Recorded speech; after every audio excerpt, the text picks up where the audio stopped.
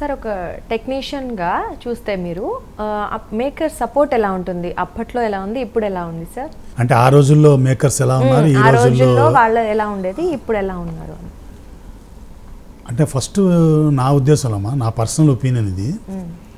అంటే ఆ రోజుల్లో ఫిలిం మేకర్స్ ఉండేవాళ్ళు, ఇవాళేమో ఫిలిం ప్రపోజర్స్ ఉన్నారనమాట. ఇప్పుడు ఇవాళ ఓన్లీ ప్రపోజల్ మేకర్స్ ఇప్పుడు, అంటే మనీ మేకర్స్, ప్రపోజల్ మేకర్స్ లాగా అయిపోయారు. అంటే ఆ రోజుల్లో ఫిలిం మేకర్స్, ఆ రోజు ప్రొడ్యూసర్కి ఒక ప్యాషన్ ఉండేది.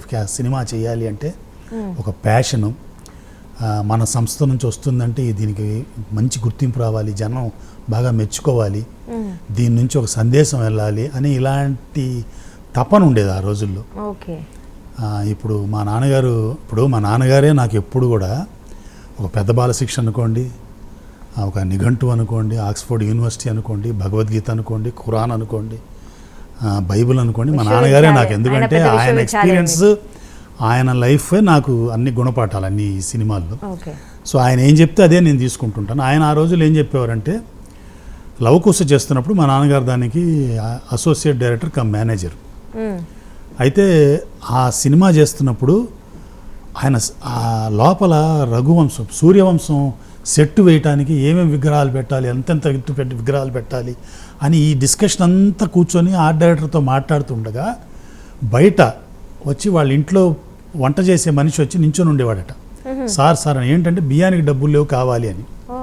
ఈయన వాడిని ఉండమనరా అని చెప్పి ఇక్కడ ఆయన సినిమా మీద ఉన్న ప్యాషన్తో ఇదే డిస్కస్ చేస్తూ 1:30 అయిపోయేది. సో ఆ బయట నించొని ఉండేవాడు అతను.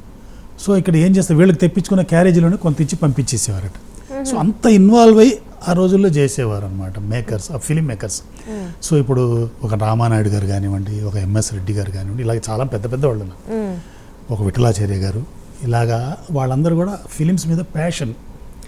ఇవాళ ఏమైపోయిందంటే ఇవాళ ఏంటంటే అంత మనీ మేకర్స్, అంటే ఆ హీరోని పెట్టుకొని అతని డేట్స్ తీసుకొని ఇది పెట్టుకొని ఇలా చేసుకొని వీళ్ళని కంబైన్ చేస్తే ఇంత డబ్బు వస్తుంది అని అలా ఒక ఇది వచ్చేసింది.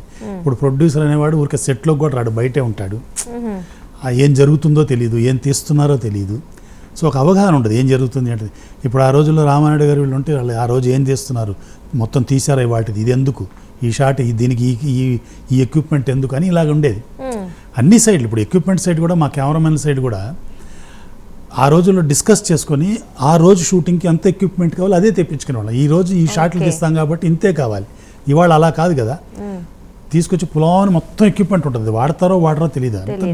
ఇవన్నీ కూడా క్రిమినల్ వేస్ట్ కదా, అదంతా క్రిమినల్ వేస్టేజ్ కదా డబ్బుల విషయంలో. సో అలాగా ఇవాళ రేపు ఇలా మనీ మేకింగ్లో పడిపోయి ఆ ప్యాషను అది కనిపించట్లేదు ఇవాళ రేపు. తర్వాత ఏంటంటే ఫిలిమ్స్ చేసేటప్పుడు కూడా ఒక ఎథిక్స్ ఉండాలి. ఎందుకంటే చాలా పవర్ఫుల్ మీడియం కదా ఫిలిమ్స్ అనేది. సో మనం ఇప్పుడు మీరు ఒక సినిమా చేస్తున్నప్పుడు నా కొడుకు, నా పెళ్ళం, నా తల్లి, నా నాన్నగారు దీన్ని ఎలా చూస్తారు అనేది ముందు మీకు అనిపించాలిగా. అసలు తీసేటప్పుడు ఓన్లీ డబ్బుల కోసం తీయాలనుకుంటే సినిమాలు అక్కర్లేదు, చాలా వ్యాపారాలు ఉన్నాయి, మీరు చేసుకోవచ్చు, ఎన్ని వ్యాపారాలు ఉన్నా చేసుకోవచ్చు. చాలా చీప్ వ్యాపారాలు ఉన్నాయి, చాలా ఈజీగా మనీ వచ్చే వ్యాపారాలు ఉన్నాయి. సినిమా చేయకూడదు. సినిమా చేస్తున్నప్పుడు you should have a social awareness, ఒక రెస్పాన్సిబిలిటీ ఉండాలి. మీరు సినిమా తీస్తున్నారంటే దానికి ఒక రెస్పాన్సిబిలిటీ ఉండాలి, అంటే ప్రభావం చూపిస్తుంది. ప్రతిదీ డబ్బుల కోసం చేస్తూ అంత బట్టబయలు చేసేయకూడదు. సినిమా అనేది మేజర్గా ఏంటంటే గుట్టు చప్పుడుగా, అంటే గోప్యంగా ఉంచుతూ ఎవరికి అర్థం అవ్వాలో వాళ్ళకి అర్థం అవుతుంటూ సజెస్టివ్గా చెప్పాలి. ఆ రోజుల్లో డైరెక్టర్స్ అందరూ కూడా ప్రతిదీ సజెస్టివ్గా చెప్పేవారు. అంటే ఒక రేప్ సీక్వెన్స్ ఉందనుకోండి, సపోజ్ ఇప్పుడు శంకరాభరణంలో గురువుగారు విశ్వనాథ్ గారు అక్కడ అమ్మాయిని రేప్ చేస్తుంటే సీక్వెన్స్లో ఆయన అక్కడ పచ్చిగా చూపించలేదు. అక్కడ ఆయన ఏం చేశారు, ఒక గద్ద పాము షాట్ వేసి దాని మీద వాయిస్ లేసేసి ఎవరికి అర్థం అవ్వాలో వాళ్ళకి అర్థం అవుతుంది, పిల్లలకి అర్థం కాక్కర్లేదు ఆ సీక్వెన్స్. ఇప్పుడు అలాగే భారతీరాజా గారు 16 వైదినిలలో ఆ హీరోయిన్ రేప్ చేస్తుంటే కొబ్బరి బొండా నరుగుతుంటాడు, చిక్కుతుంటాడు, చక్కగానే ఒక స్ట్రా పెట్టారు, అయిపోయింది. అంటే అది సజెస్టివ్గా అంతా ఒక వైలెన్స్ ఉంటే కూడా వైలెన్స్ని కూడా సజెస్టివ్గా చూపించాలి. ఇప్పుడు వాడు చంపుతున్నాం, ఇప్పుడు మనం ఏం చేస్తున్నాం ఇవాళ రేపు సినిమాల్లో వందల మంది నరకటం, చంపటం. ఇప్పుడు మా పిల్లలు, ఇప్పుడు మా చిన్నపిల్లోడు, మా మనవడు ఉన్నాడు, మా మనవాడిని కొన్ని సినిమాలు మేము ఓటీటీలు కూడా చూడనివ్వట్లేదు, ఎందుకంటే వైలెన్స్ కానీ పిల్లలు తెలియదు కదా నేచర్. అంత వైలెంట్ అయిపోతున్నారు. నేను 94లో మా నాన్నగారిది ఒక సబ్జెక్ట్ అమ్మా, బ్యాంగ్ బ్యాంగ్ అని ఒక సబ్జెక్ట్ 94లో చేశాను దూరదర్శన్కి. అందులో మెయిన్ కాన్సెప్ట్ ఏంటంటే చిన్న పిల్లోళ్ళని మనం చిన్నప్పటి నుంచి కూడా చాలా వైలెంట్గా పెంచడానికి ట్రై చేస్తున్నాము. ఇప్పుడు మనం ఏం చేస్తాం, గన్ను కొనిస్తాం పిల్లోడికి, గన్ను కొనిచ్చి వాడు పేలుస్తుంటే నువ్వు ఇక్కడ హూ అని పడిపోతున్నట్టు వాడిని ఎంకరేజ్ చేస్తారు. వాడు కత్తి పెట్టి పొడవగానే నువ్వు అని నువ్వు రియాక్ట్ అయిపోయి వాడిని ఎంకరేజ్ చేస్తున్నారు చిన్నప్పటి నుంచి. అట్లా ఎంకరేజ్ చేయకూడదు మన పిల్లల్ని. సో ఈ టాయ్స్ అన్ని మనం బ్యాన్ చేయాలి. ఓకే. సో వాడికి మంచి టాయ్స్, ఏదో ఒక ఏనుగు బొమ్మ ఇలాంటి బొమ్మలతో వాడిని చేయాలి అనే కాన్సెప్ట్తో ఆ రోజుల్లో చేస్తే దానికి 7 నంది అవార్డులు వచ్చాయి అందులో. సో ఇవన్నీ కూడా సజెస్టివ్గా తీయాలి. అలా కాకుండా ఇవాళ రేపు ఏమైందో పచ్చిగా తీస్తున్నారు, చెప్పాలంటే పచ్చిగా అన్ని పచ్చిగా చూపిస్తున్నారు. అది ఎబ్బెట్టుగా ఉంటుంది. అంటే ఇప్పుడు మీరు మీ ఫ్యామిలీతోనే మీరు కూర్చొని చూడలేము. అలాంటి ఇప్పుడు ఎంత సజెస్టివ్గా తీస్తే అంత ఎఫెక్టివ్గా ఉంటుంది సినిమా కూడా.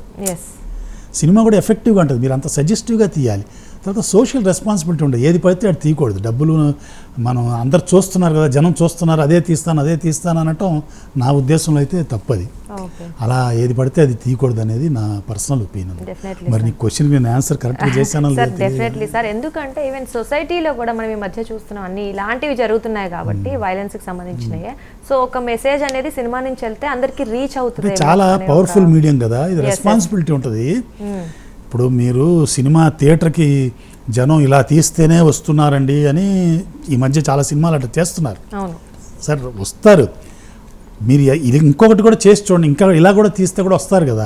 ఇప్పుడు జనం శంకరాభరణం చూసిన ఆడియన్స్లు తర్వాత శివాకి ఆడియన్స్లు డిఫరెన్స్ ఉంటారు, శివ నుంచి సైకి వచ్చిన ఆడియన్స్లు డిఫరెన్స్ ఉంటారు, ఆర్ఆర్కి వచ్చిన ఆడియన్స్లు డిఫరెంట్ ఉన్నారు. వాళ్ళ టేస్ట్లు అవన్నీ మారిపోయింది, మారుతూ వస్తాయి కదా, టేస్ట్లు మారుతూ వస్తాయి.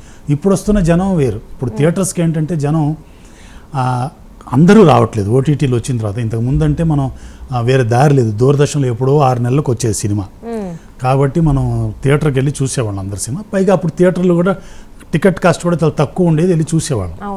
ఇవాళ రేపు టికెట్ కాస్ట్ పెరిగిపోయింది, తర్వాత ఏమైంది 4 వారాలు అయితే ఓటీటీలో వచ్చేస్తుంది సినిమా. దీన్ని కష్టపడి వెళ్ళి అక్కడ ఎందుకు చూడడం, మన ఇంట్లోనే కాళ్ళు జాపుకొని చూసుకోవచ్చు కదా అని ఒక ఉద్దేశంతో థియేటర్కి వెళ్ళటం కూడా మానేస్తారు. సో అందుకని థియేటర్లు ఏం చేస్తున్నారు, వీళ్ళని రప్పించడం కోసం ఇలాంటివి క్రియేట్ చేస్తున్నప్పుడు మీరు చాలా ఫ్యాంటసీతో ఇవాళ రేపు ఉన్న టెక్నాలజీని వాడుకొని ఇంకా ఫ్యాంటసీ క్రియేట్ చేసి, ఇప్పుడు మనం చూడని, ఇప్పుడు సినిమాలు ఎప్పుడు మనం ఏం చేస్తాం, మన వల్ల కానిది మన వల్ల చూడలేనివి చూస్తున్నప్పుడు థ్రిల్ అవుతాం కదా, అలాంటివి చేయండి. ఈ వైలెన్స్లు, ఈ సెక్స్ ఇవన్నీ కూడా అంత అవసరం లేదు కదా చూపించాలి. ఇంట్రెస్టింగ్ యాక్సెప్ట్ అంటే అలాంటి చాలా ఉన్నాయి. ఇప్పుడు ఒక హ్యారీ పాటరే అన్ని భాగాలు తీసి అంత హిట్ అయింది. అలా హ్యారీ పాటర్ లాంటి పురాణాలు మన దగ్గర కోకొల్లలు ఉన్నాయి. ఒక్క అపూర్వ చింతామణి అని ఒక నవల ఉంటుంది, సహస్ర శిరచ్చది అపూర్వ చింతామణిని, అది ఒక్కటే 10 హ్యారీ పాటర్లకు ఈక్వల్ అది తీస్తే. అలాంటివి తీయండి, జనాలకు పిల్లలకు చూపించండి, మీరు అంత బండగా చూపించచ్చు కదా. డెఫినెట్లీ నాలెడ్జ్ పెరుగుతుంది, అలాగే ఒక సొసైటీలో కొంచెం మంచి వేలో చూపించినట్టు కూడా అనిపిస్తుంది.